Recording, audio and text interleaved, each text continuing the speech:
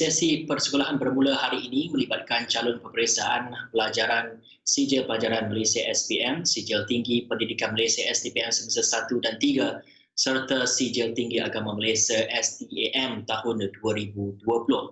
Dan di Kedah seramai 32,386 calon peperiksaan awam berkenaan memulakan sesi persekolahan masing-masing pagi tadi. Untuk perinciannya, Wakil Esra Awam di Kedah Abdul Hadi Cik Awang kini berada di salah sebuah sekolah di Alostar. Silakan Hadi dengan laporannya. Terima kasih rakan segas, dan ketika ini saya sedang berada di Sekolah Menengah Kebangsaan Datuk Syekh Umar Alostar Kedah bagi membawakan kepada anda secara langsung berkenaan dengan hari pertama pembukaan sekolah, terutama kepada pelajar-pelajar yang berada pada tahun peperiksaan 2020, iaitu pelajar SPM, pelajar STPM semester 1, pelajar STPM semester 3 dan juga pelajar Sijil Tinggi Agama Malaysia STAM.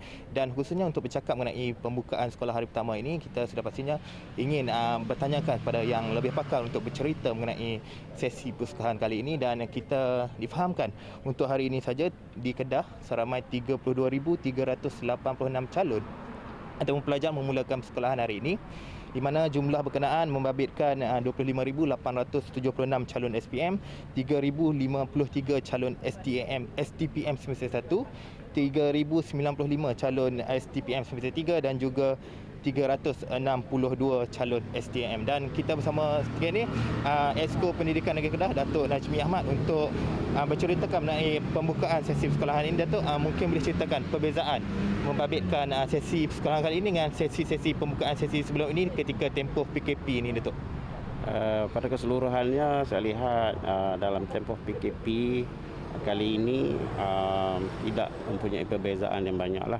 Cumanya ada oleh kerana kita terbiasa dah dengan PKP sebelum ini. Jadi dalam sesi yang sekarang ni saya nampak bahawa kita dah dapat mengatasinya seolah-olah kita macam normal biasa dah. Ini menunjukkan bahawa apa yang disarankan oleh Kementerian Kesihatan khususnya dan kerajaan amnya, bahawa masyarakat sudah memahamilah macam mana nak mengatasi keadaan-keadaan darurat yang seumpama ini, dan bagaimanakah kita nak mengurus diri kita dan bagaimanakah kita nak menyelamatkan keadaan-keadaan. Jadi saya rasa situlah nampak ada sikit perubahan dan peningkatan terhadap macam mana kita nak menghadapi PKP ini.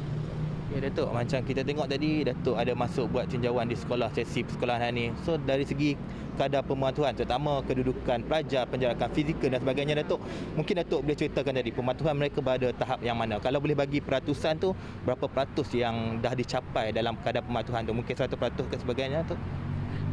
Saya lihat dari segi pematuhan nampaknya berjalan cara yang kita kendakilah.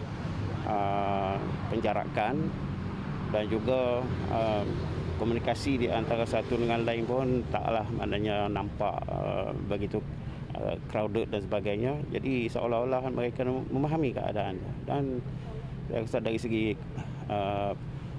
nak diukur secara peratusan tu agak sukar, tapi ada peningkatan. Ya Datuk, untuk yang terakhirlah nasihat sikit Datuk, sebab ketika tempoh sesi kali ini bukan saja kita fokus tentang kadar pematuhan, tapi dalam masa yang sama nak fokus juga kepada pelajar itu sendiri dapat secara sepenuhnya untuk menghadapi peperiksaan, bersedia secara sepenuhnya. So macam mana nak imbangkan kedua-dua tu dalam masa panjang untuk dapatkan ilmu-ilmu tu, pematuhan tu berada pada tahap yang tinggi. Mungkin ada sikit nasihat tu.